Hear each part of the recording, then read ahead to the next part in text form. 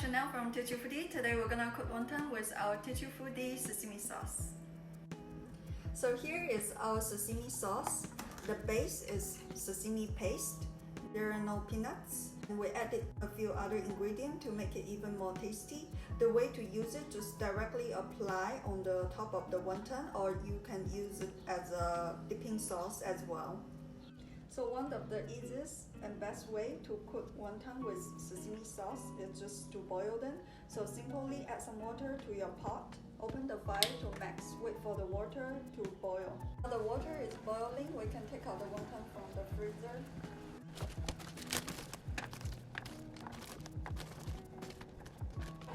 Remember, always stir them from time to time so that they won't stick on the bottom.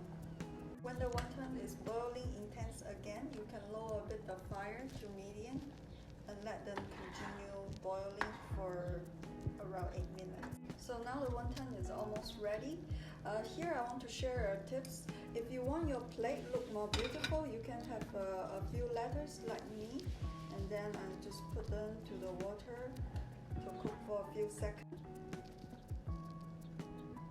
Then take them out on the plate.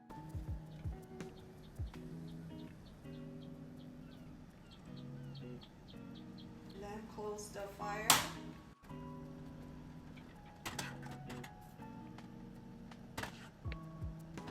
And then use the spoon to apply the sesame sauce on top.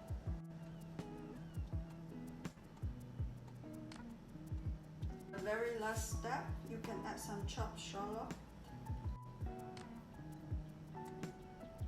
Okay, voila! Your simple, healthy, and delicious meal